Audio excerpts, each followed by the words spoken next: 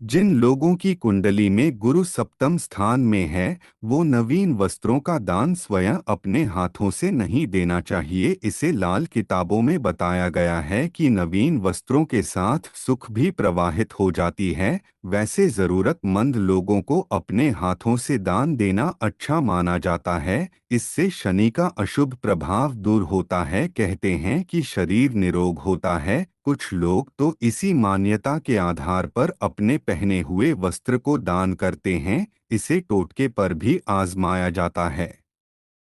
ऐसा भोजन दान देने वाले अशुभ परिणाम पाते हैं। भूखे को दान देना उत्तम माना गया है। धर्म ग्रंथों में कहा गया है कि अन्य दान से बड़ा कोई दान नहीं है। इसे देवता अति प्रसन्न होते हैं। लेकिन कुछ लोग भूखे इस लोक के सामने रामस्वरूप बासी और अनुरुचिकर भोजन रख देते हैं। ऐसे दान करना पूर्ण नहीं, पाप को बढ़ाता है। ऐसे लोग को घर देवी लक्ष्मी अधिक समय तक नहीं रहती है, क्योंकि यह भूखे व्यक्ति और देवी अन्नपूर्णा का भी अपमान माना गया है।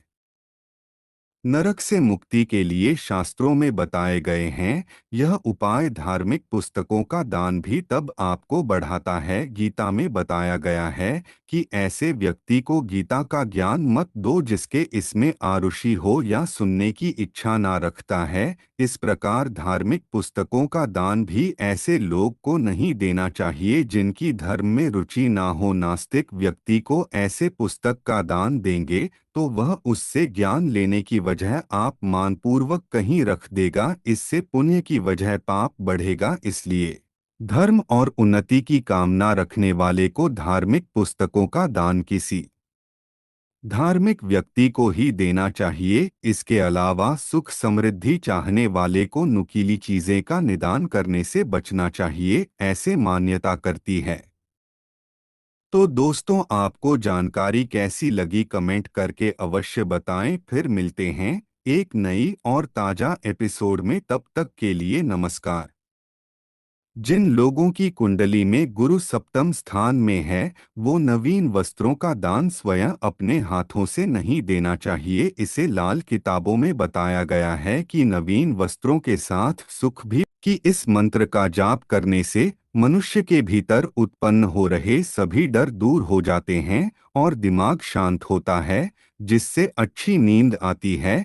यदि किसी व्यक्ति को दिन भर मेहनत करने के बाद भी रात को नींद नहीं आती है या अनिद्रा की समस्या है, तो उन्हें साबर मंत्र का जाप करना चाहिए। इससे अनिद्रा की समस्या दूर होती है। और कोई व्यक्ति रात को सोते समय बुरे सपने आने की वजह के बीच में उठ जाता है, तो उन्हें सोने से पहले ओम सातानामा मंत्र का जाप करना चाहिए। या एक आध्यात्मिक मंत्र है और इसका जाप करने से दिमाग के भीतर के नसों को आराम मिलता है। भगवान गणेश विघ्नहर्ता भी कहा जाता है और मान्यता है कि वह अपने जातक के सभी विघ्न दूर करते हैं। अगर आप रात को सोने से पहले ओम गण गणपतये नमः मंत्र का जाप करेंगे तो आपकी समस्याएं दूर होगी और अच्छी नींद आएगी।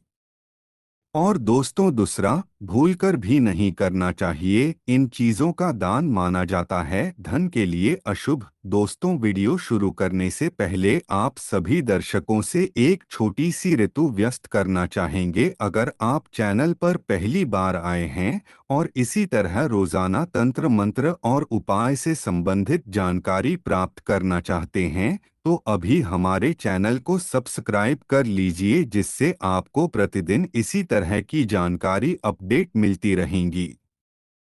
दोस्तों, भूलकर भी नहीं करना चाहिए। इन चीजों का दान माना जाता है धन के लिए अशुभ। इन चीजों का दान करने से घर की सुख शांति होती है। भंग हिंदू धर्म में दान करना बहुत पुण्यदायी कार्य माना जाता है। दान पुण्य करने से न सिर्फ ईश्वर की आशीर्वाद प्राप्त होती है, बल्कि घर में सुख शांति और बरकत भी आती है। जरूरतमंद लोगों को मदद करना मानव जीवन में बहुत बड़ा कार्य माना जाता है। लेकिन कुछ ऐसे दान होते हैं जिन्हें दान करने से लाभ नहीं बल्कि नुकसान होती है।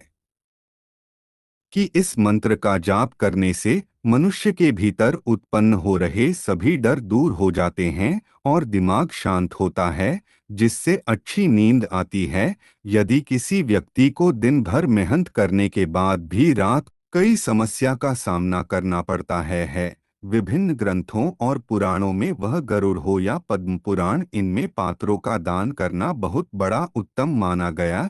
लेकिन यह भी कहा है कि दान ऐसे व्यक्ति को देना चाहिए जो उसके योगी हो, यानी वैसे व्यक्ति को देना चाहिए जिसे जरूरत है, उसी को देना चाहिए जिससे वह संतुष्ट हो सके। अब आघाए हुए दान से कोई लाभ नहीं होता है। हो सकता है कि वह आपकी वस्तुओं या दान दी गई चीजें को उपयोग ना करें और जरूरतमंद लोगों को देंगे, तो वह आपकी वस्तुओं को जब उपयोग करेगा तब आपको आशीर्वाद देगा, जिससे आपका पुण्य बढ़ेगा। जिसे जरूरत नहीं है उसे दोगे तो वह हो सकता है कि आपको कोसता ही रहे कि बेमतलब का ये केबाड़ दे दिया। यानी दान लेने वाली और दान देने वाली की भावना प्रमुख है। आप खुशी से देंगे और लेने वाले खुशी से लेगा तो पुण्य की प्राप्ति होती है।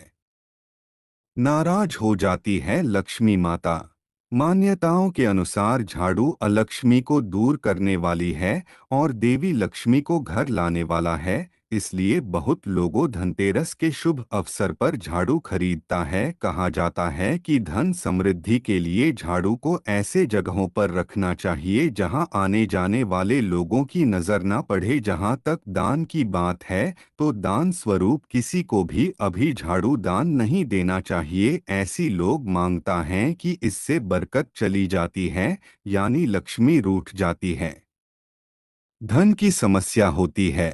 जिन लोगों की कुंडली में गुरु सप्तम स्थान में है, वो नवीन वस्त्रों का दान स्वयं अपने हाथों से नहीं देना चाहिए। इसे लाल किताबों में बताया गया है। कई समस्या का सामना करना पड़ता है। विभिन्न ग्रंथों और पुराणों में वह गरुड़ हो या पद्म पुराण, इनमें पात्रों का दान करना बहुत बड़ा उत्तम माना गया। लेकिन यह भी कहा है कि दान ऐसे व्यक्ति को देना चाहिए जो उसके योगी हो, यानी वैसे व्यक्ति को देना चाहिए जिसे जरूरत है, उसी को देना चाहिए जिससे वह संतुष्ट हो सके। अब आघाए हुए दान से कोई लाभ नहीं होता है। हो सकता है कि वह आपकी नवीन वस्त्रों के साथ सुख भी प्रवाहित हो जाती है। वैसे जरूरतमंद लोगों को अपने हाथों से दान देना अच्छा माना जाता है। इससे शनि का अशुभ प्रभाव दूर होता है। कहते हैं कि शरीर निरोग होता है। कुछ लोग तो इसी मान्यता के आधार पर अपने पहने हुए वस्त्र को दान करते हैं। इसे टोटके पर भी आजमाया जाता है। ऐसा भोजन दान देने वाले अशुभ परिणाम पाते हैं। भूखे को दान देना उत्तम माना गया है। धर्म ग्रंथों में कहा गया है कि अन्य दान से बड़ा कोई दान नहीं है। इसे देवता अति प्रसन्न होते हैं।